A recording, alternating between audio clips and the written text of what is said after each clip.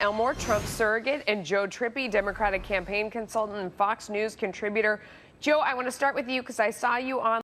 What should pollsters do going forward, and do you feel like that this is a mandate on the right? They should look for a new job because I saw a statistic that said out of 115 polls, 112 were wrong. So clearly something is not going their way, and that's why a lot of Democrats were really beside themselves. But I also think there's a little bit of that reverse Bradley effect where a lot of Republicans were almost beat into submission and to be quiet because the Democrats had them thinking, okay, if I speak out and say I'm for Trump, then they're going to call me a bigot, a sexist, a racist, and they just didn't respond to the polls. Joe, you know, it's interesting. I remember hearing from the beginning more than a year and a half ago, there's no way to beat the Clinton machine. There is so much money there. There is so much technology. It is the best run campaign.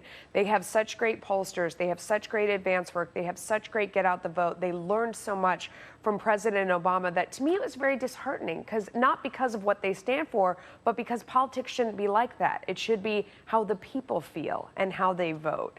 I mean, to a certain extent, isn't there a way for everybody on all sides to be heartened by the fact that maybe money and machine and that power didn't rule the day?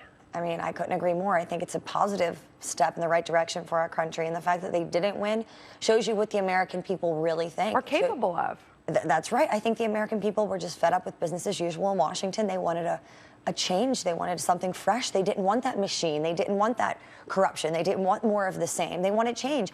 You know, the African-American vote was extremely low yesterday, and I think that's because they look at the last 8 years of their life with Barack Obama, and their lives aren't that much better.